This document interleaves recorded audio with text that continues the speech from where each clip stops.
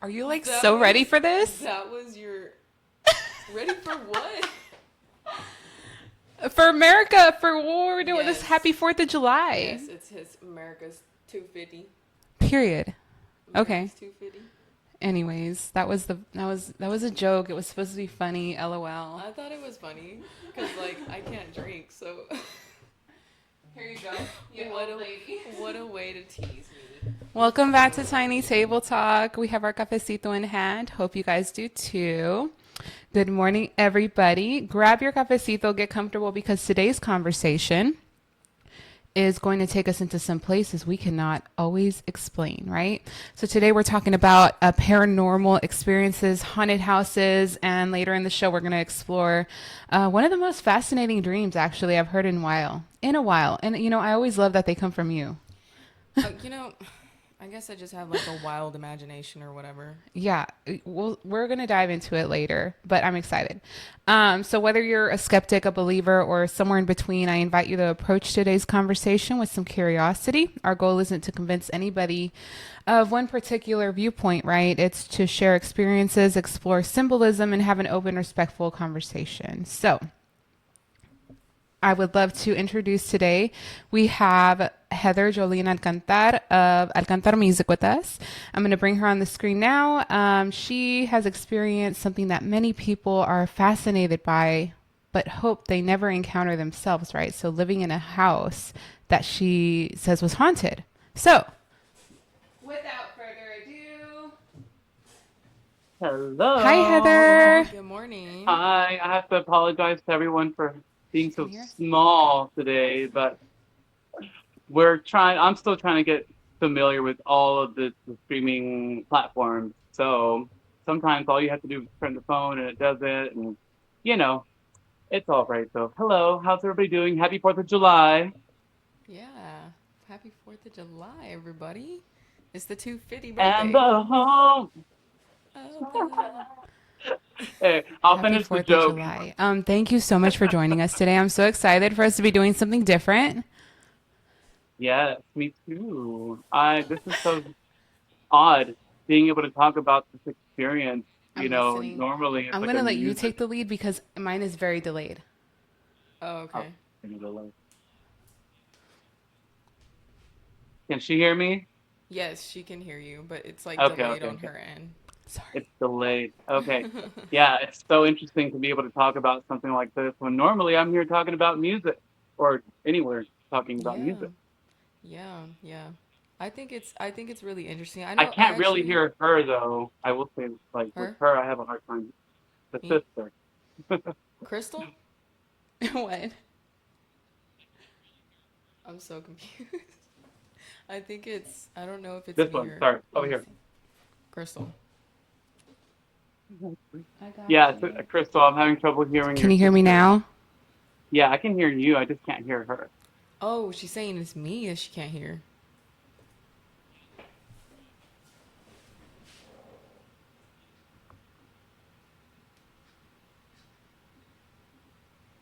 Un momento. Yeah, we're on stereo. Yeah. Should Everything's I get fine. closer to the mic? Yeah, maybe you should get closer.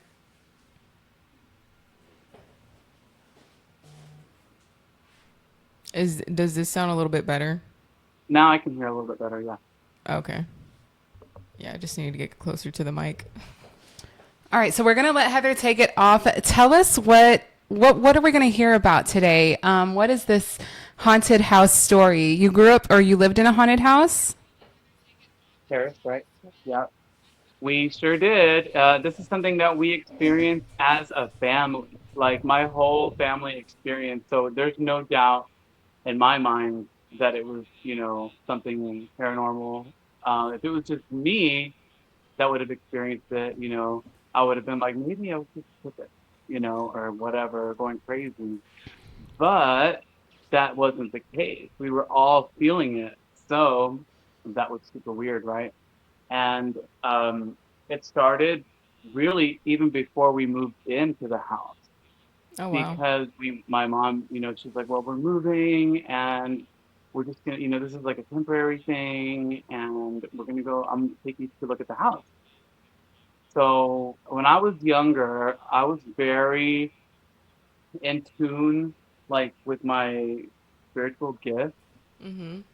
As I've gotten older, I've kind of learned how to push them out. You know what I'm saying, or tune them out. Right. But back then, I really wasn't allowed to. The spirit was like, "No, you're gonna listen." And so we get to the house, and I automatically get chills, and I'm like, "Ooh, yeah, this is not a good feeling. We're gonna live here." And mom's like, "Yep, we're gonna live here." And so I'm like, we get off, and I'm like, ugh, ugh. Not that the house was ugly, it just felt icky. The Yeah. energy was just, the vibes were just off. Mm-hmm.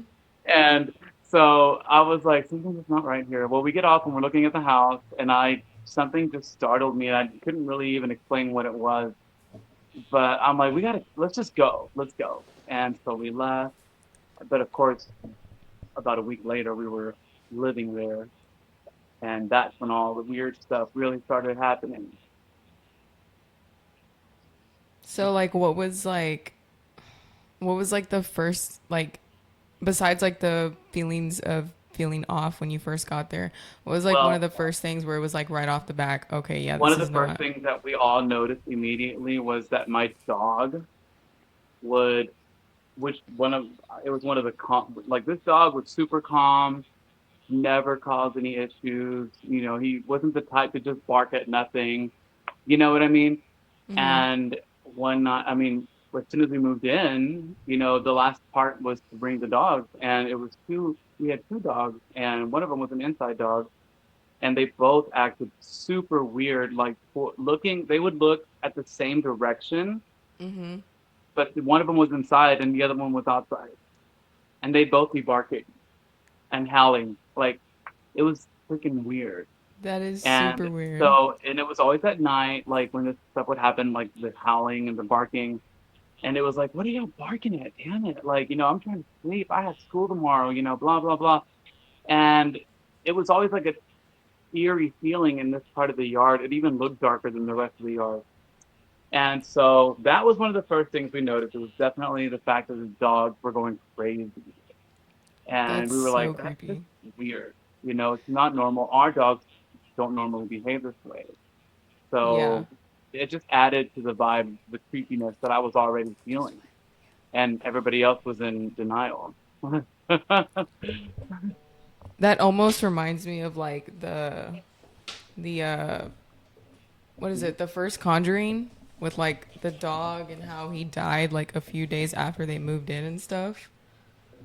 It's kind of creepy. Well, But one you of know, them disappeared for a week, for like a week, and I'm pretty sure she was just trying to get away from that house. But we ended up finding her and bringing her back home. Yeah, but and after that, my brother was the one that started being affected by whatever was in that house. We were both teenagers, but he was like he started rebelling. Like his energy went dark. You know what I mean? Like he just went completely dark, depressive. And he was never the type of kid to get depressed or anything like that. So that was, one of the things that we noticed as well. It was like, well, why is it attacking, or why is it targeting him? I mean, there was moments where I, at that time we were really involved with the church. So we would be at church, and my brother would just be sitting there like angry. You know what I mean? Like just pissed off, not wanting to be there. I mean, even the priest was like, "What is going on with your brother?" Well, one time we had this moment where where you're singing in church and stuff, and the priest was like, I'm gonna sing it, and y'all are gonna repeat it or whatever. And so it got to my brother's turn, and my brother literally smacked the microphone out of his hand because Oh he my put it in his God. face. Yeah. wow. Needless to say, I was quite embarrassed. Remember how I was like, oh. I just like yeah, it was mom's here like remembering this whole thing with me. Okay, so And so I may have missed this, but how old were you guys at this time? So I was 17 when this happened, and my brother was 14. Okay. Okay. Yeah. So we were also quite like we were kind of a popular family in the church because I was a singer there. Mm. And so it was like the church singer, and the his family and this and that back in the day, that's how it was. And well, having my brother, do what he did was just so embarrassing because he like Oh straight my up knocked God. that microphone out of his hand. Because he's like, he was like, "Y'all are gonna sing this part. I'm gonna sing this, and you're gonna respond." And all the kids were like, "Yeah, sure, like we'll do it." And then it gets to my brother's turn, and he's like, "Get that microphone out of my face." Did anybody like at that point like pick up on something's going on or like in the house? Like, Absolutely. yeah. Yeah, absolutely. At Did that the point, church step in? the church did step in towards the end, but it was mainly like, okay, we already did everything we could. Can you guys come and like get rid of whatever's in here? Can you help us out here? And but the thing is like you could tell something was going on because my brother's behavior was just completely out of character. I mean, he was getting in trouble, because we would go to CCD on Wednesdays, we'd be at church on Sundays. I mean, it was like a thing, right? We were always there. It was important for us. It was important for family, and it was important to the community that we were serving. So, sorry. Anyway, yeah. So then, it got to the point where it was like, what's going on? What is like, we're gonna have to pray over, your brother because something's just not right. Well, that's it, that was one of the hardest parts, I think, was just even getting my brother to be open enough to having people pray for him or even acknowledge spirituality or church or anything like that. Like it was really a dark time for him, and we were like, he even got to the point where he was like cutting, you know, when kids start cutting themselves, he was doing that, Oh and wow. so then that's where it really got where my parents were like, something is they stepped in because it was like, okay, we got to take care of this.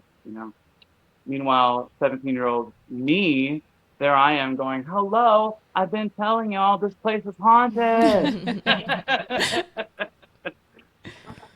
And I feel like, and you're the one who's most sensitive, right, at this point to Yes. everything going on, right? So it's kind of like it, it'll it'll make itself known to you, and then it'll also make it unbelievable to others, is what I see common in a lot of the stories.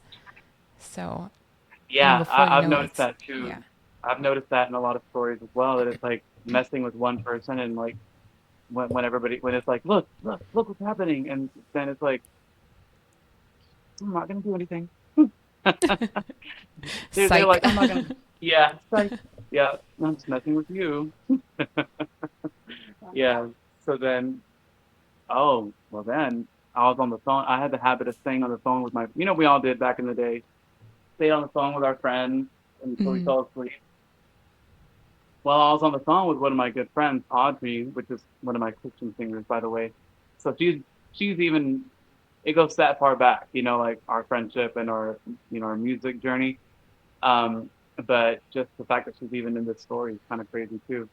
Mom just reminded me about that. So I'm on the phone with Audrey and I fall asleep and she's like, "Hey, what are you laughing at?" And I like wake up and I'm like, "What?" And she's like, "You were laughing. Somebody was laughing." Oh And my I'm like, "I was god. not laughing. What are you talking about?" She's like, "I heard someone laughing." And I was like, "What?" And the thing is I was asleep, but I heard it too. The only thing is I was so tired and just like literally exhausted from all of the crap that had been going on there that I was like, I don't even care at this point. Like, I hope that wasn't something here. Like maybe that was on the phone. I don't know, but Audrey heard it too, and so that was crazy. Did it sound I like got. you? She said, "Was that you?" I don't think. No, it didn't sound like me. It was just somebody else. It was just somebody laughing. It Oh was my like god. it was a male voice laughing, and it was weird. It was like a creepy laugh, and she heard it. Almost like an old man laughing, like a creepy old man. And so that was just one of the creepier parts where other people could actually hear what was going on, or sense, or even audible, like an audible, something that's audible, from this crap that's haunting this house or whatever it is, and and then we had a moment shortly after that where my brother was, um of course, he was in this depressed phase, and doing the whole cutting thing, and we were like trying so hard to just get him out of that, and taking him to counseling and this and that, and nothing. He just wasn't open to any of that. So one day we were like, well, let's just pray for him. Like literally, let's just pray over him, right? That's all we could think of to do. So we started praying for him, and he was like, just stop. I don't want to do this. And then we were like praying for him. We took him to my parents' room, and we had him sitting down, and we were like just praying, like the usual, like the Lord's Prayer, Hail Mary, all these things that we learn in Catholic school. And so we're doing that, and all of a sudden we hear the dogs start barking, our dogs barking, but then we hear like more dogs, like a lot of dogs, and we hear What? them running around the house. Oh my God. So that part was like, oh my God, at this point, I was like, is this for real? Are we really experiencing this? Is this really happening right now? Does anybody else see what's happening? Like, are the neighbors not, like, it was the craziest shit. Like, seriously, that part with the dog was the part that we were all like, what the? And let me just tell you, honey, we moved. We moved shortly after that. Oh my God. I was going to say, did y'all move or did y'all get rid of it? Did it follow No, you we moved. guys? It didn't follow us, thank God. It was something that was attached to that house. And Wow. so I think we were talking, and that's why I said I think it was a veteran and his dogs or something, because it was like such an old school. It was an old house, first of all, and then the people who lived there before were super, like they were all old, and you know, um, it was just weird because I think that one of the ladies that lived there before, my mom asked her about, had anything happened there? Did somebody die there?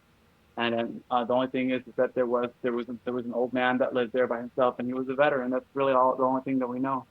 And so I know there was an older family, an older couple that also owned that house. So it was just, you just never know. It could have been something from even before that. It was just an experience that I never thought I'd be able to talk about it to anybody else.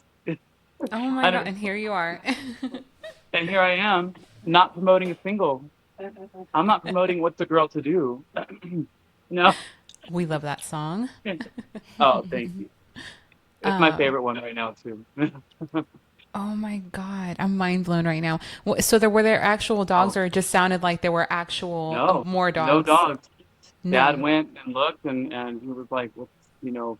After we kind of like he went out to the door. He went to the front door where we had a screen door, and Mom and I were still in the room with my brother. And he goes out and he looks, and there was nothing there.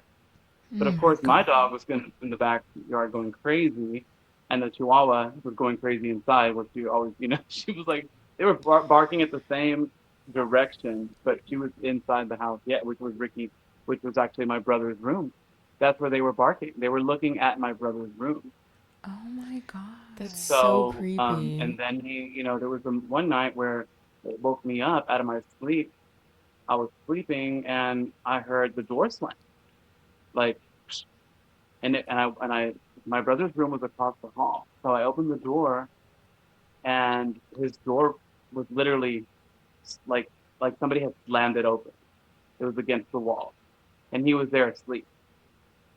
Oh my So God. that was another weird thing. It was just like so many experiences there, and I almost wonder. I haven't talked to my brother about that in so long. I wonder if he remembers. But I know my mom does, and my dad does too.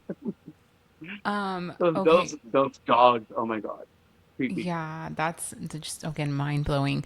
What Yeah. about okay, so during that the time you spent in prayer over him, did that mark the change of something? Did anything change for him after that? Yes, actually it did. After that, we did notice his energy was lighter. It took a while for him to really get back to himself, to really just be, Ricky again.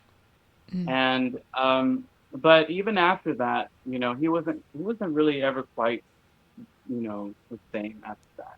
You know what I mean? Because he had gone through something like going through something so traumatic and dark, really it takes a while for you to really get that out of your system. And even when it does, little things remind you, you know what I mean? Little things Yeah. trigger that, and you're there again experiencing it. So I'm just glad I wasn't the one actually being, we're all being messed with, but he was the one really getting messed with because he was the youngest one. He was the most vulnerable. And at that time, my faith was really strong.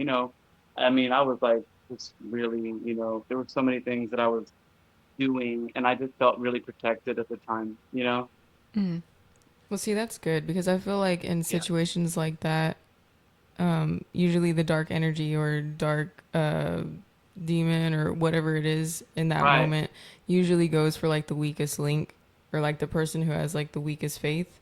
So it's maybe that had something to do with why it wasn't really messing with you because your faith was so strong, right? Yeah.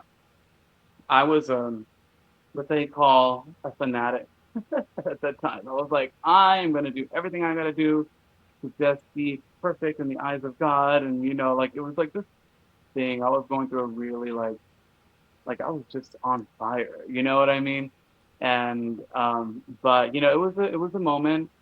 It was a phase. It was a I should say not a phase, but it was a period of time within my spiritual journey that really helped to shape who I am spiritually. But I am very eclectic when it comes to spirituality. I mean, I don't just stick to one thing all the time. I mean, no, I guess I should say I stick to one thing because I'm just eclectic, and I've already kind of put together my own little, spiritual ways, the way that I do things. And it involves a lot of taking from here and there. You know what I mean? So I keep a lot of the stuff that I got from, that I learned in Catholic, school and stuff like that. But I also take things that I've learned in the classroom of life, Right. and apply those things because I know that it works and that it's real, and that, I can call someone like Crystal, and she can help my life get it together. I got you, girl. I got you. Well, that was going to be my question, though. After all of that happened for you, what do you actually, when you look back at it, what do you think was really happening? Was it presenting itself to you for a reason? Like a lot of people don't see it that way, but I consider spirits and demons to be like shadows of yourself at the same time. So, did you I feel that feel way at like all? I didn't feel that way about that specific situation, but I have felt mm, situations like you're just talking about where like the demon is a reflection of you. You know what I mean? Where you're, you know, almost like the negative aspects of yourself end up becoming like an entity of its own. You know what I mean? That I've experienced, which is quite scary. With that right there, it's like, oh God, that's the demon version of Heather. Like, Yeah. that, yes, absolutely. I've experienced moments like that where it's like this thing is trying to get me to not continue on this journey, like, the music journey or spiritual journey, anything, right? It's just kind of get in my way. And it's like almost like you see like in the scary like movies where it's like, you know, something that's like behind you, or you turn around and it's there, and it's like, like a zombie looking ghost version of yourself, and it's like, one of those creepy type of movies. But stuff like that I've experienced, not necessarily like seeing it, but maybe in my mind's eye, because I know that the energy is there. But yeah, I mean, those are things that I've experienced. Even people that I know, like closer to me, like I have a cousin that used to live here, and she was like when, she would see certain things, she would always see things like dark shadows, you know what I'm saying? Like things like that. And she would say, you know, it's because of certain thing like this and that, she would give Mm-hmm. me a reason why she saw that dark shadow or why it was there. And so like just having people in my stratus that have these gifts, you know, kind of helps with not feeling like you're going crazy. Oh yeah, for Because when you're sure. going through stuff like that, you start to doubt yourself, you start to Mm-hmm. doubt your sanity, and it's like, no, these things really happen. Yeah. Yeah. Have y'all ever experienced anything like that? Mm, I've been fighting my demons for the last year. Well, the demons, yeah, for sure. But as far as like actual, I've only ever seen a spirit in like manifest in front of me once. And it was, we're all convinced it was my older brother.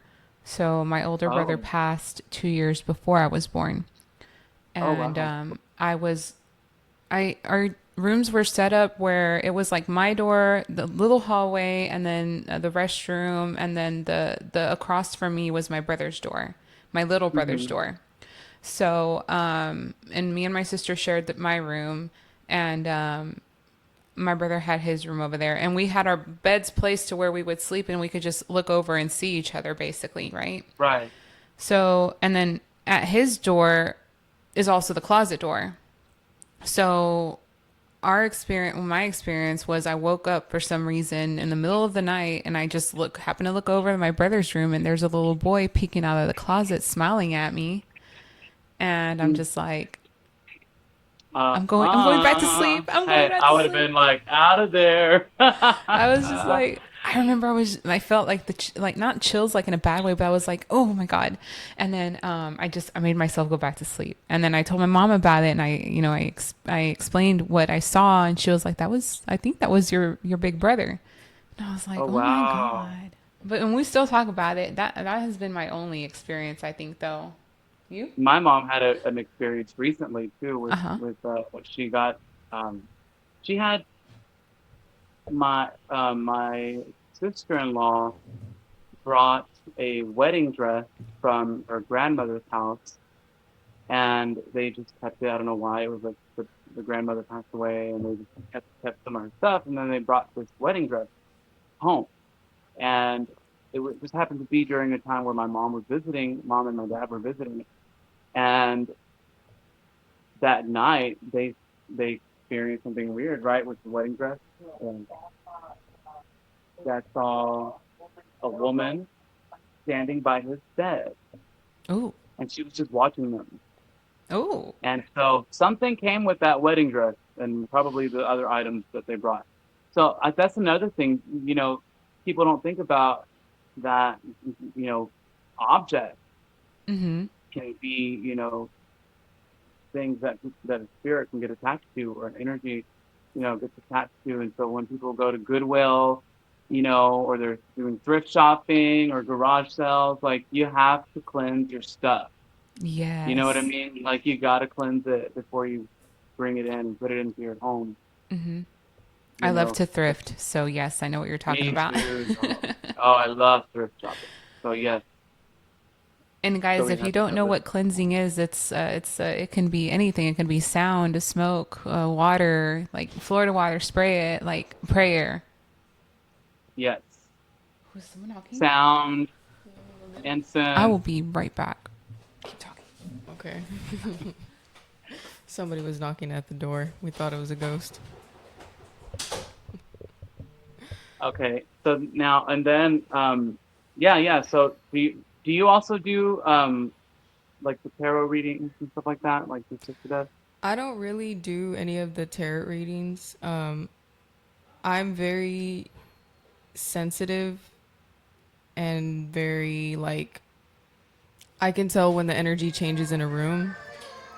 I don't know Right, right, if that makes any sense, but I can feel like when there's like the difference between like something dark and then also something like right. positive. Like I'm very sensitive to that. And I'm also very sensitive to like if somebody were to sit in front of me, like I can almost feel what they're feeling without them having to tell me what they're feeling. So So you can tell that I'm feeling content. So it's funny because I'm very sensitive to people's energies too, and a lot of times, we forget to like shield. I know yeah, that when I was younger, I just never knew about it. Nobody ever taught me to shield my energy. And so I feel like a lot of things happen in life because we don't shield our energies. Like a lot of the circumstances that we've gone through, a lot of the situations, and even some of the trauma that we've been through is because we just haven't, learned how to protect ourselves spiritually. Mm-hmm. And that's one of the things that I always try to tell, people in general. I don't talk about it a whole lot on Facebook, but I do give little hints here and there and stuff like that, and it's just like, you got to protect your energy, especially in this industry. Um, it's easy for someone to look at you and be like, she's got everything, and just like not even really knowing, sending you a bad moment. Mm-hmm. yeah, And it's like, como dicen, la envidia, it's like you gotta be careful and you gotta protect yourself and can't be so what do you call that word? Naive as to think that people wouldn't wish something wishing that they wouldn't wish something bad against you, Mm-hmm. even by not even sometimes they do it subconsciously. So Mm-hmm. now I'm like, protect, protect, protect, always. I think it also Send falls back. Hey, upon return to sender. That's one thing. yeah, You know what I mean? yeah. I think it also falls upon people who don't believe in it at all. Like I know a lot of people who say, "Oh, that's not real." Like It's not gonna happen to me because it's not nothing's gonna, real. yeah. Yeah. And then Yeah, they're having yeah, like the right, shittiest things happen in their life, and it's like, well, maybe you need a cleansing. Oh, but I don't believe in it. right. Okay, well, That doesn't mean it don't work. yeah, Exactly. yeah, Just because you don't believe it doesn't mean it ain't happening, honey. yeah, You know, and it's true. I think that a lot of people think if they think about it as a spiritual thing, they get freaked out. But if people just like thought about it as an energetic thing, like yeah, everything is energy, period. So why not cleanse the energy? Like you cleanse everything else, you wash your booty, so why not cleanse the energy around the yeah. house? It's just spiritual hygiene, basically. Yeah. And it looks different. I mean, honestly, if you think about it, somebody who's religious versus somebody who's spiritual, it kind of just ends up looking the same. Because, Really does. religious will use prayer, for example. And I don't know if they And know, but incense, holy water, yeah, holy water, incense, all that stuff. The Catholic Church is really big on using things that witches also very do. ritual, like very ritual, like Yeah, very ritualistic, ritualistic. Yeah, So it's like we end up doing the same thing. So I said it this morning. I was like, I have a problem with non-believers saying that they will surrender everything to God in prayer, but also don't believe that that's also manifesting literally. and I mean, energy work. you're manifesting, and if you think about it, you know, if you go to mass, Mm-hmm. at the beginning of every mass, they talk about, well, they mention the intention for this mass is, Mm-hmm. Mm-hmm. well, there's an intention there because they're trying to manifest something, whether it's healing, money, whatever. You know what I'm saying? So Yeah, yeah, it's part of it. It's part of it. it's I all mean, the a same. lot of it, if you think about it, if somebody who didn't really know anything about religion or spirituality or even witchcraft, you would, or manifestation or energy work or any of that, if someone didn't know anything about any of that stuff and they went to a church, especially a Catholic church, they're going to say, wow, look, they're manifesting. Yeah. you know? Literally. No, yeah, they would be like, wait, that's that thing that we just learned about. Look, they're doing like a spell. Or Mm-hmm. look, yeah, look, incense. Like it would look the same to somebody who doesn't know anything about any of that. Mm-hmm. It's so crazy. I love it though. Love it all. Yeah. So I don't want to keep y'all too long because I know y'all have more things and y'all are gonna do other stuff, right? we're gonna Yes. have some more music. No, thank you so much for joining us and sharing your Of story. I know that can course. be pretty personal. And again, I thank you for being so vulnerable and sharing that with us. I Well, think it's thank y'all important for for letting me, people. Yeah. giving me a space to do that. 'Cause Yeah. it's such a cool And moment to you're finally be able to talk about that. you're welcome back anytime. And I do need to bring you back. I need to bring you back as an artist. So, Yes, we got to yes. talk about some music stuff and talk about Yes. what we're doing musically. So Yes. Oh my God, I'm so excited. I can't wait, darling. All right. I'll talk Thank to you you so later. much. Happy 4th. Have a Yes. great day. Happy 4th of July, everybody. Happy 4th. Makes me want to have a hot dog real bad. Yeah. She said, makes me want to have a hot dog real Oh my bad. God, I missed it. Yeah, you missed it. Aw, Perfect I love reference. that. Makes me want to have a hot dog real bad. I don't say it as cool, but it's funny. It's funny. Hold on, guys. Let me get myself resituated. I'm going to have to figure out. And there's no way to add a second headset to this either. I don't know. We'll figure it out eventually. But we're We going to go could- ahead and We could probably get like one of those connections where you could plug in one and then it brings out two connections. smartness. You What see? What would Crystal do without me? I have Lily around for some reason, and today she really showed why. Damn. That was, that's the nicest thing anybody has ever told me. I love you. I've missed you. Yes. I haven't seen her all week until yesterday. We had tacos. Yeah, we did have tacos. So hi Sandy. I couldn't read the comment. I'm late, but this sounds and yes, it was really interesting. That was Heather, guys. Heather Jolene Alcantar again. That's Alcantar Music in the house with us today. Thank you again to her for sharing, those stories about basically living in a haunted house. And it's actually I don't want to say it's common, but hauntings are very real. And and it's interesting that this is all coming up at once because she's telling these stories today, right, Lily? And Yeah. at the same time, I have two other families that are now reaching out to myself and our cousin to help with ghost problems. And so I'm in the midst of researching and getting ready to go help with that. That's interesting. Please keep me updated on that because I would love to know all the details. I'm going to give you all the details because I'm probably going to ask you for help too since you're the educated one. Hell yeah. Ooh. You're going to make me go get my demonologist book. I mean, hopefully it's not no Hopefully demon. not. I've done some, what was it? Well, no, I have read into both of them already. I've done investigation on both situations. One seems to be a shadow work thing. Oh, It's a okay. shadow man. The other one is an actual entity that's locking doors. Ooh. So I'm excited. I'm curious. I'm nervous. Not very nervous, but I'm like this is definitely new territory for me because I'm used to doing energy work again remotely mostly, and I work out of my home basically, right? So to know that I'm about to have to go to somebody else's home, feel that energy out, and figure out what to do with that on the spot at that because it'll be my first time going, right? Yeah. It'll be that first time that I go to their house. I'm excited. I'm not scared. I'm just nervous, Well, that's exciting. and I definitely might be bringing you with me. Oh, I'd love to come. So yes, I will yes. videotape and take pictures and also feel. If they're listening, they're probably like, "Who said you could take pictures?" Oh, well, I mean, just for, evidence purposes, but not to show anybody. So like, are you sure we weren't going to open these for the 4th of July? Like, Girl, I don't go on call till noon. oh, so it's an hour until you go on call. Yeah, no, I can't do it now. That's crazy. We're not going to do it. It's fine. It's fine. I'll save them for myself.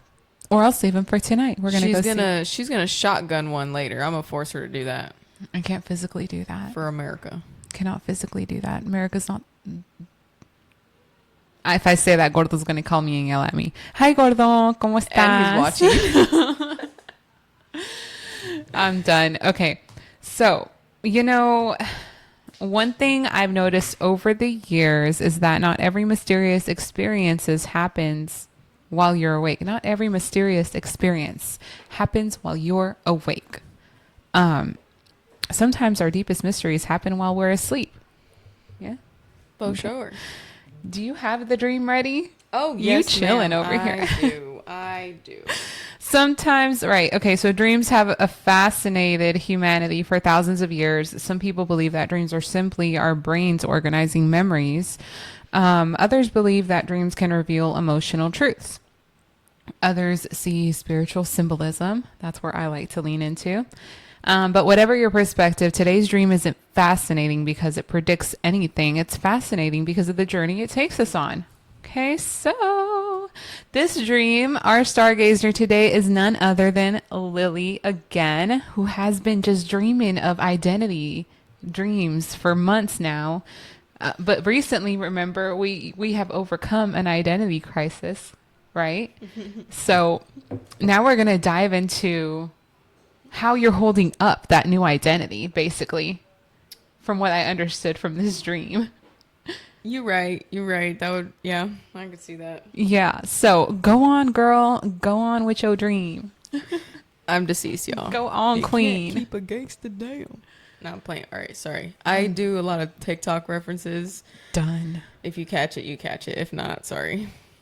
Anyways, so the dream started with me at my mom's backyard, and my whole family was there having a cookout, and it felt like one of those like normal family gatherings where everyone is just together. Like it was just normal barbecue. And then at some point I remember falling asleep in the dream. Like I took a nap, and when I woke up everything had changed. We were no longer in the backyard. The backyard had basically converted into like, for whatever reason in the dream I was like, this is Frio River, and like the whole backyard turned into Frio River. And I could see like other families there, like sitting next to the river or floating in the river and all that stuff.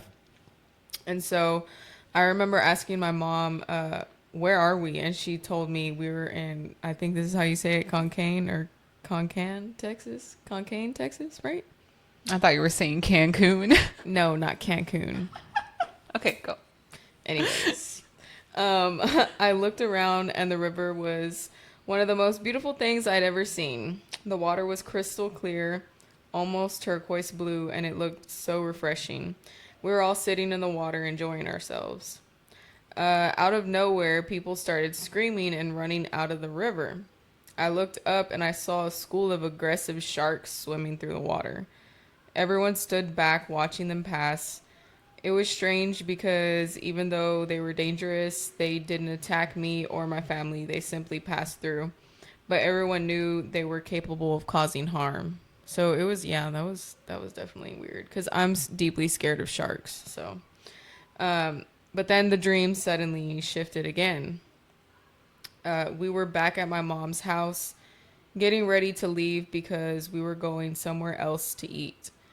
Then the scene changed, and my brother was driving, and he was supposed to take me to my sister's house because I had told him I have to go to her house for the podcast, and I'm gonna be late.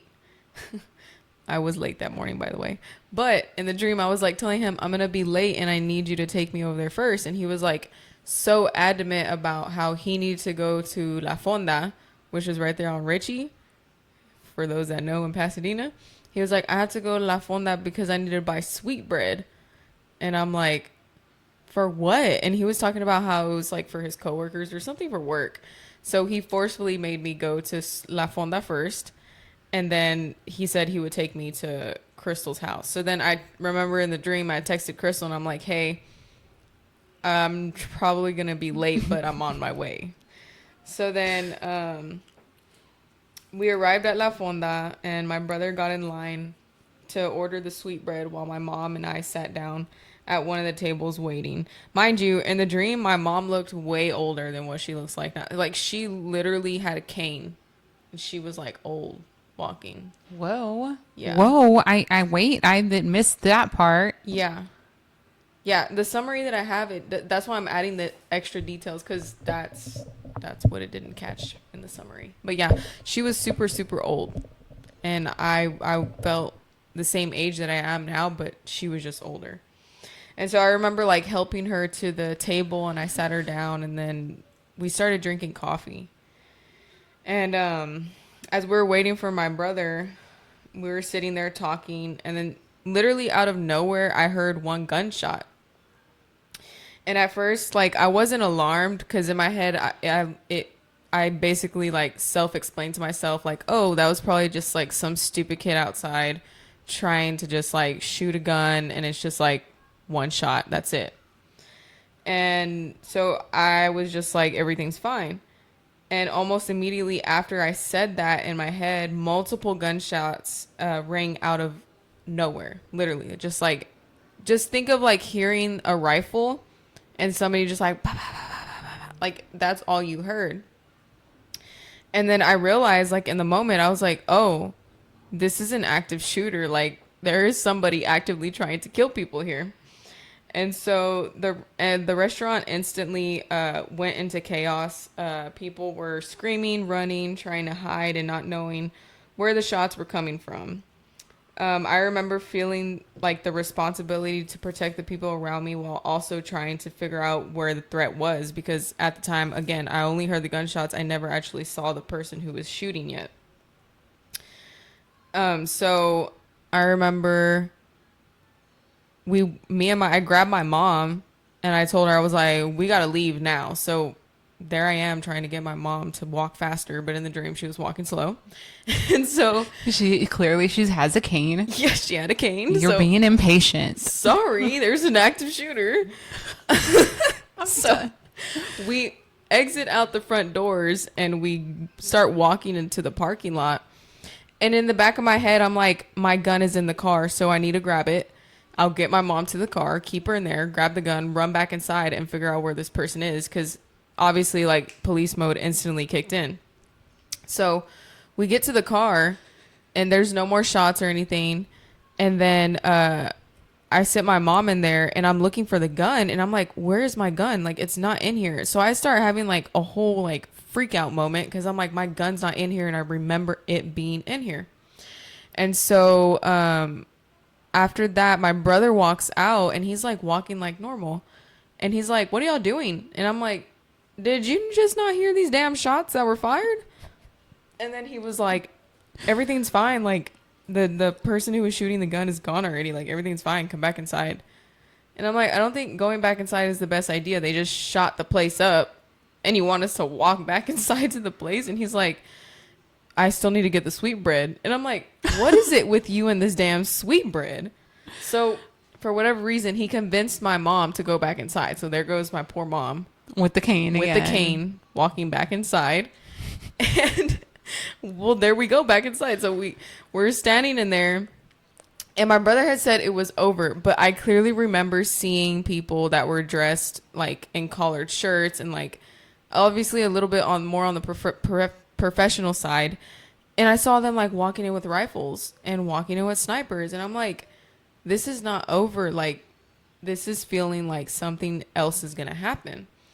And so as we're inside, all of a sudden you start hearing shots fired again.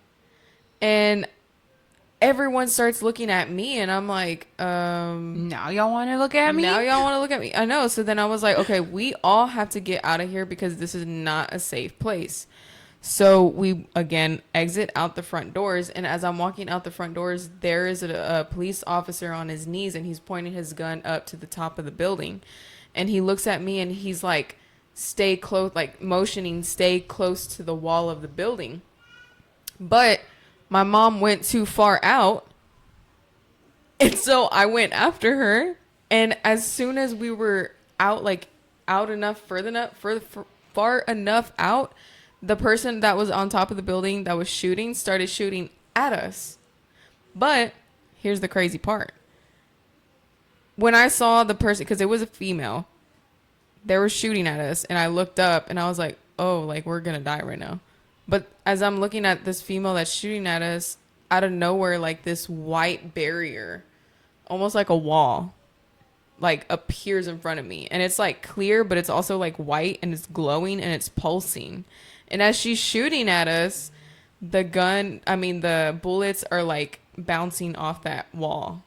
And I'm just like, oh, wow, this is so beautiful, but also scary at the same time. So then from there, I'm like, hell no, we got to go back inside because she's on top of the building. So me and my mom, not run, but walk back inside. Not run. So There's no way she could be running with a couldn't cane. run. So I get her back inside, and inside there's a group of like police officers. They're just like random police officers. I don't know who they were. They're just like talking and yapping and like laughing and stuff. And I'm like, what are y'all doing? And then they're like, what do you mean? And I'm like, dude, the shooter is upstairs, like on the roof. Why aren't y'all going up there to like stop the threat? And then they're looking at me, and then they start laughing, and they're like, what the hell? Like looking at me like if it's a joke or something. I'm like, okay, you know what? Just give me a damn gun. And then they didn't even want to give me a gun. So then I sat my mom, and I was like, okay, if this female is on the top shooting, that means she has access to this area too, because she had to have come through here to get to the roof. And so I remember the room almost was like a circle, but at the very end on these ends it was closed off, like you couldn't complete the circle, it was just closed off. And so I remember going around to the left, and I was like, I'm gonna look for this freaking, I'm gonna try to like figure out how to get to her and stop the threat. And so I start walking around almost like walking quietly and like listening to everything, because at some point it got very, very quiet. Like I couldn't hear anything else other than my footsteps. And so I remember turning the corner, and I reached the dead end of that circle. And I'm like, damn, like I can't go anywhere else. I have to go back around. And when I had turned around to try to go back down the hallway, I could see through the reflection of the picture frames that this female with the rifle was walking towards me, and she was walking the same way that I was, like quietly, almost like if she was hunting for me, like trying to find me and like kill me. And so I'm like, oh, okay, well, yeah, I'm screwed. I don't have a gun. I don't have anything to protect myself. I'm at the dead end of this circle, and she's got a rifle. So this is not going to end well. So I remember I was like, I have two options. One, hide, or two, fight. And so I get all the way into the corner of that circle, and I basically stop there, and I'm like, I'm going to hide first. And then I'm just going to try to do like a surprise attack on her or something, just to catch her off guard, right? Just to have a better advantage on her. And then at that point, like I realized there was a huge piano next to me. And no, I did not pick it up and throw it at her, by the way. But there was this huge like grand piano next to me, and I'm like, oh, like this is so cool. And then suddenly the piano started glowing and like pulsing with the light, like the way that wall did outside. Oh, wow. And I'm just like, oh, what the hell? Like, this is so weird. And as I'm looking at it, in my mind, it starts playing like memories of me playing the piano in the past. But I'm seeing it from a third point of view. And from that third point of view, there's like this white glowing light that's pulsing. And it's almost like just hovering over my back as I've played the piano throughout the years. And then I just remember feeling like so calm and so like, you know what, if this is what's supposed to be happening, then I'm going to accept it. I'm just going to let it happen. Whatever happens, happens. And then that's whenever that female turned the corner, and I see her, and she shoots, and then I just wake up. So I didn't necessarily know if like I died or anything in the dream, but that is what happened in my dream. My mommy has got something spooky happening on the podcast to her. Oh, Lord. She says that, well, like, you see that? Like, random pictures are showing up over the podcast. Is anybody else experiencing that? That's crazy. Do y'all see random pictures? Yeah, look. It's a random kid. It's like another reel or something. Oh, what the heck? That's weird. That's creepy. Well, I don't know what to say. I'm over here worried about you being in a cane. Yeah, you were in a cane in my dream. But yeah. I'm like, not running. We were walking away from the shooter. Lily, can I just clock it real quick? Can I just like God was like clock it, because your intuition is on point. You are protected, is what this dream Girl. tells me immediately. That's true, y'all. It's really Get- true. So we go from family to peace to threat to protection to acceptance and transformation again. It's always identity with you. But you know what? This is actually a really good like outcome. And one of the things that stood out to me the most was the fact that, you know, you're sitting there telling the other cops like, why ain't y'all doing y'all's job basically? Oh yeah. And they're like, and Gordo and everybody else is like, ain't nothing really going on, but there's pew-pews all over the place and they're pew-pewing everyone, right? Yeah. And you saw that coming without like having to think twice about it, right? Mm-hmm. So you tried to prepare the masses, and that they just didn't listen to you. But that really goes to show, and especially that third point POV at the end tells me that you're ascending consciousness. I truly believe that. And it just reminds me of that spiritual awakening card we had in that one of them Yes. readings. Oh my Yes. God. Oh my God. I can't even tell you, like, even after doing that ritual that we did on Sunday with the new moon. Oh, I was going to ask you about that because I saw your message. Yeah. So much has changed for me, but it feels good. In a good way. I've been getting some feedback. I saw your message and I was going to ask for more details. I don't know if you want to share anything. I mean, I can only say I wrote down specific things in that paper, and I thought I wouldn't have the strength to be able to do something that was necessary for a lot of years now. And it just happened.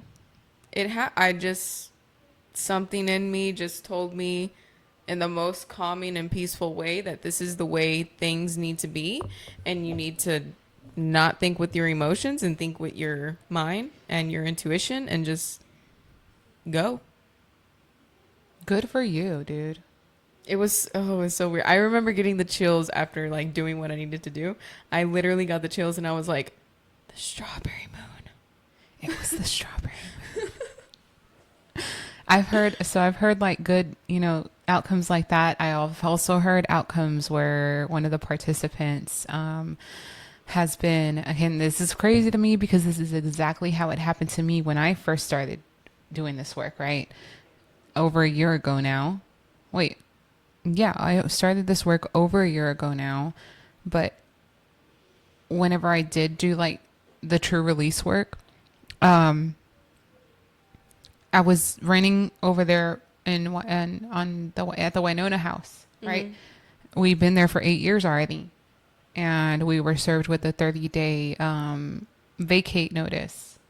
And it was kind of like out of nowhere, out of the wild, out of nowhere, and we were just like freaking out, like what the heck. Anyways, that was part of my experience, and now I'm hearing another participant from Sunday is going through the same experience. And mind you, I've gone through whatever it is I need to go through already. I'm like, I understand that they're freaking out about it. Who wouldn't freak out about it? I was freaking out about it too.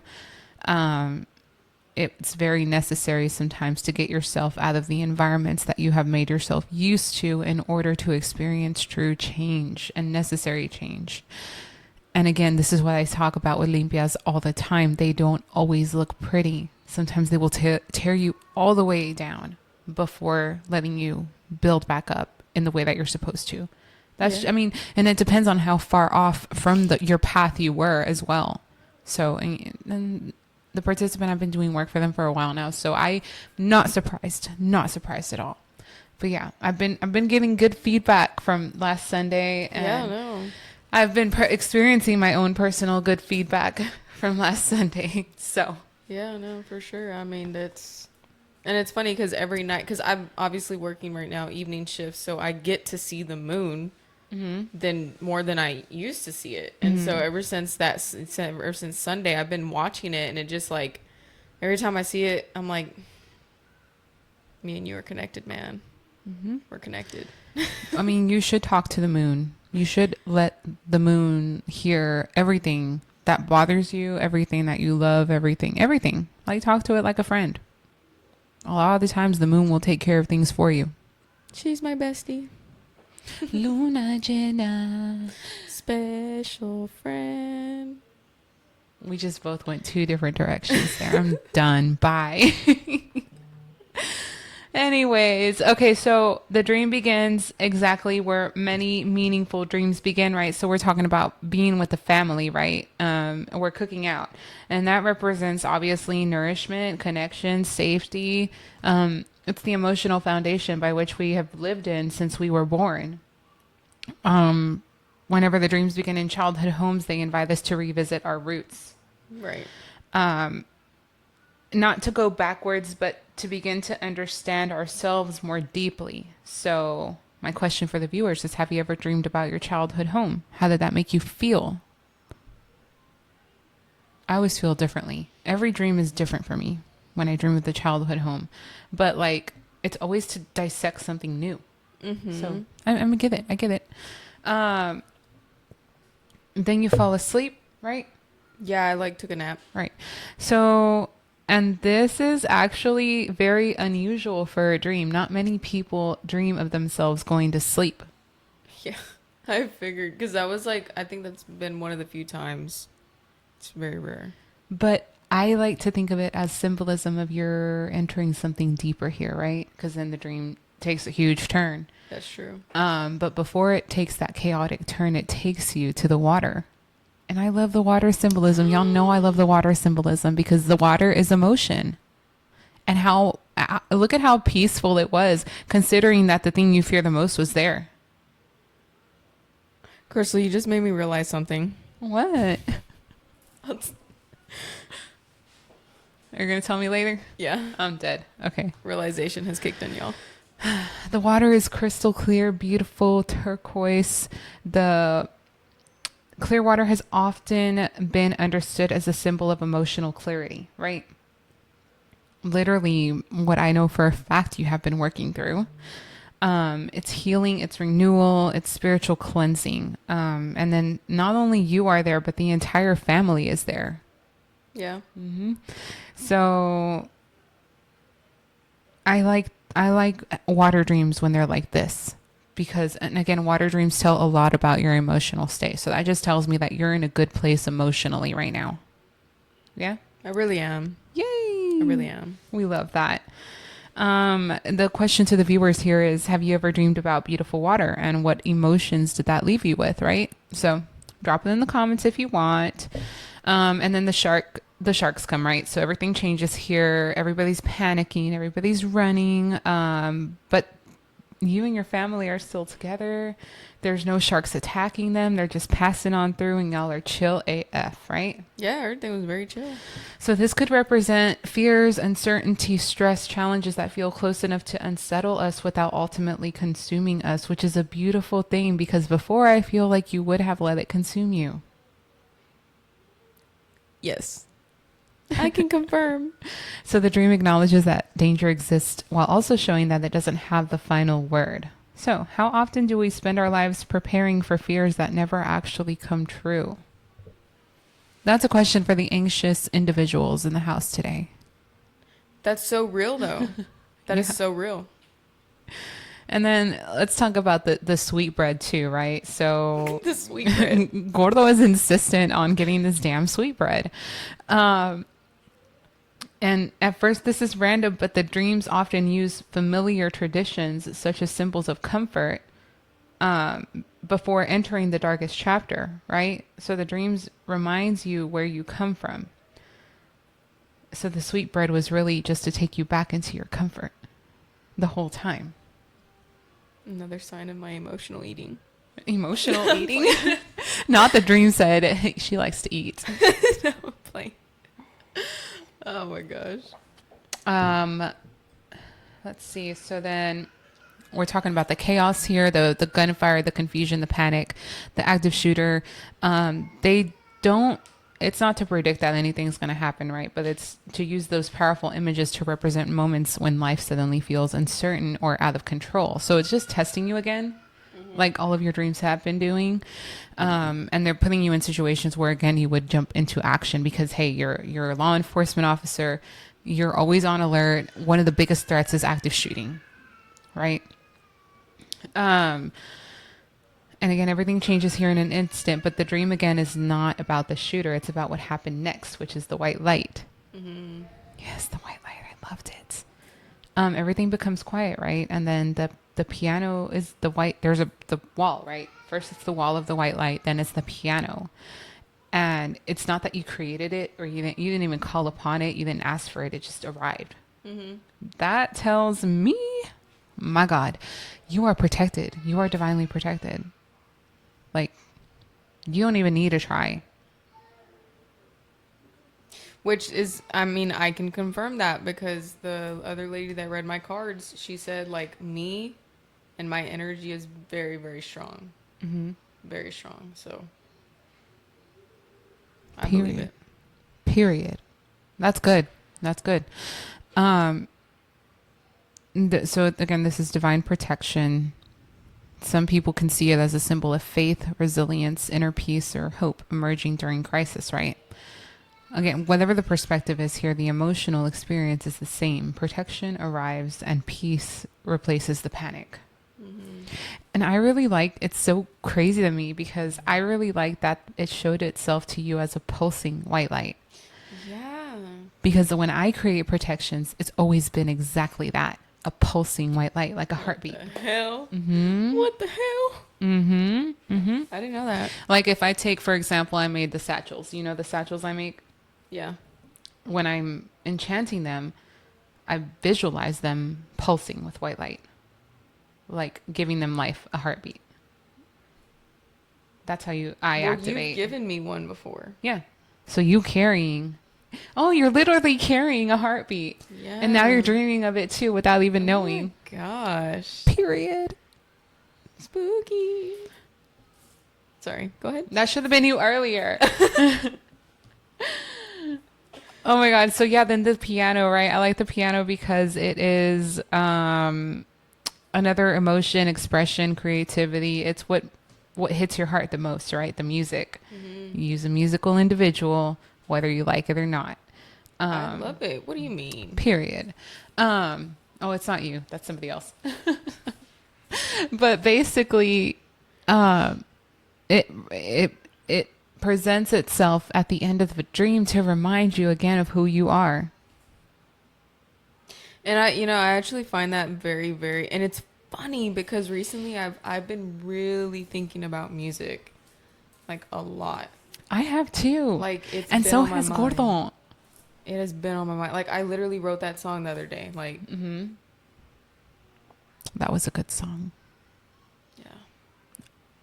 I kind of want to hear it while I drink one of those, so I can just like. Oh my gosh. I want to be emo for like 5 minutes. But yeah. Oh yeah. So again, whether you view this dream psychologically, spiritually, or like somewhere in between, I think it offers a beautiful reminder. The dream begins with family, passes through beauty, danger, chaos, uncertainty, and it doesn't end there, right? It ends again with peace. So you may find yourself going through all the bouts and roller coasters of life, but understand that you are always protected, and there will always be a good ending for you as long as you will it. We're clocking it. Clocking it. Clocking it right now. So the sharks will not consume you. The chaos never becomes the final chapter. The light will remain. The invitation here that this dream offers all of us is not that we'll never face fear, but that life will always make sense. Oh, not that life will always make sense. My bad, as my notes are weird right now. Not that we'll never face fear, not that life will always make sense, but that fear doesn't always get the last word. Bro, faith over fear. Faith. We literally just said that last episode. Last episode. I have a sweater that says that too. We just said that last episode too. I'm done. Love that. Okay. The light again was already within you, and it's always been around you. I feel like our line has been like highly protected always. Always. Like there's, and I was talking about this just yesterday. I've never seen, this goes for anybody in our family. Que alguien que nos haya hecho mal, que no le fue mal. You've never seen that. You know what? You know what I'm saying? Like someone who's done bad to us that it didn't go bad for them. You're saying you've never seen that, or you have seen that? I've never seen it not happen that way. Oh no, yeah, I agree. It's always happened that way. I agree. That's why. It's crazy. Yeah, no, And I don't mean for it to happen that way. But that's just karma. Yeah. Literally, because we don't be having bad intentions. I straight up, when I'm mad, I'm just like, karma can take care of that. Dude, that's literally me too. Like, I can't tell you how many situations that have happened to me where it's like they've screwed me over or they've hurt me, and I'd be like crashing out about it and stuff. And it's like, if I really wanted to, I could ruin your life too. Right. But we don't have to. We don't have to stoop down to that level. We don't have to. And also, I'm like too kind, and I think about like, no, I'm not You mean are like too that. kind, because not even a return to sender. Girl, you see what I'm saying? Like, I can't even do. No, like, I genuinely always believe, you know what? You wanted to do that to me. I learned my lesson. Now karma can take over for me because I'm not gonna do it. That's all you can do, is live life as a lesson learned. Lesson learned. And just let karma do the work. Exactly. And also think twice about where you're learning your lessons. Don't repeat. Don't repeat lessons. There is not necessary. I'm so done. You're just gonna mess up your mental health. I know that that part is never going to be seen by who it needs to be seen by, but that was hilarious. You know what? You go on ahead and live your life, lesson learned, period. Go ahead. Learn, period. The The maturity is immaculate. immaturity is immaculate right now. Not from my part. I'm very mature. I can be petty. That's okay. We all deserve to have a little petty moment. But anyways, as I was saying, we don't have to stoop down to that level. We never do. And then people can think what they want, but we never have to do anything. Again, I've always seen from my family, somebody does someone wrong, and it's always like backfired. Like, we don't have to do anything other than, all right, whatever. Yeah. Karma can take care of it. That's what I do. Karma can take care of that.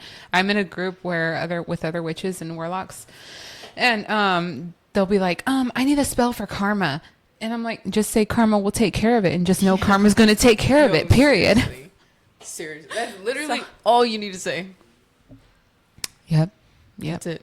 That's all it takes. So yeah, protection. And honestly, everybody has a spirit team. So if you were to, kind of like try to work with your spirit team, you probably would be just as protected, if not even more, Yeah. Yeah. Yeah, that was a really nice dream. I liked it. So my question for everyone is, what is the white wall in your life? Ooh, what do you mean, like physically? Like, what is it? Yeah. Is it your faith? Is it your family? Is it your community, your creativity, your resilience, I don't know, maybe it's something you're only now beginning to discover. I mean, personally, I'll answer the question. I think it's my resilience and my faith that has grown stronger. Yeah. Yeah. And then Crystal's little pouch. It's great to know it's working. No, seriously, that's crazy. I love that. I love it. I love it. I love it. Okay.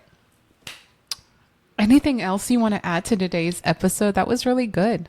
And we didn't do bad on time either. Look at that. Yeah, no. I mean, I don't know. That's all I got. I mean, you know what? I'm going to say this. Eventually, if you're patient enough and you just trust the process and you learn what you need to learn, you eventually find peace. Even when you have to make hard decisions, you find peace. Thank you for that. I'm gonna piggyback off that really quick because I've been busy, I've been busy with all the work I'm doing. And I feel like the common theme here is patience, but also don't be afraid. Well, no, you have to put in your own work. You can't just expect me to light a candle and it's gonna work for you. Like, you need to be doing your part. Stop being toxic. And like, stop expecting things to turn out a specific way. You need to be open-minded because trajectory, no matter how many cards I pull for you, is going to change based on every decision that you make. And I literally witnessed this in a reading I did last night. Oh, wow. So the reading started for one person, right? And this person wanted to light a candle, like a healing candle for their daughter, right? And so I was like, yeah, of course. I was like, they kind of explained what was going on. I'm like, oh, yes. I was like, I'm going to do a healing. No worries. And I already had written down her info and I was like, all right, so I'm going to do that. And then so the call was over, the reading was over, and I kept the portal open so I could continue to ask questions. And I started asking Spirit, like, how should I approach this? I always like to do limpia, then healing. What kind of limpia do we need here? So I asked Spirit and Spirit. So when I asked during the person's reading what the trajectory was after the fact, I already made the decision to do the healing. I saw the card of deception reversed. Oh, wow. So it was like, oh, this person is going to come out of living in that deceptive state, or they're coming out of it. And then it was the card of rebirth, death, transformation, and rebirth. Yeah. And I was like, oh, okay. I was like, this is a good thing. I'm like, she's going to be going through a dramatic change, like, just FYI, but she's going to come out of living in that deceptive state. And then after that was done, I moved on to ask how to approach this. And it showed me the deception card of bright. I'm like, oh. I was like, oh, so you're telling me this is what I need to work through in order to reach that state, that rebirth.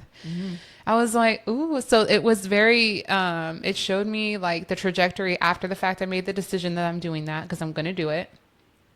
But it showed me that, like, hold on, because we're not there yet. This is what's going on right now. So again, your trajectory changes every time you make a decision. No matter how many cards I pull for you, if I pull cards for you yesterday, doesn't mean they're going to look the same today. That's true. Trust the process, patience, because we didn't get all messed up overnight, so we're not going to heal overnight either. Right. It's a process. Yeah. Trust the process. And then, stop trying to force outcomes. That's all. Erica says, yes, thank you for that. Thank you. Thank you for watching. Thank you all for watching today. Thank you for welcoming our guests with open arms. Heather, thank you so much for joining us and sharing your stories. I hope to bring more visitors, more guests to Tiny Table Talk so we can talk more paranormal stories or, stories of whatever it is you guys want to talk about. Y'all know we're an open book and we do it all.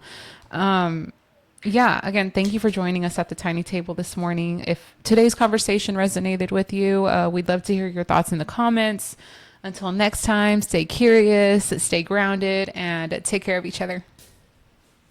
Yeah. Peace.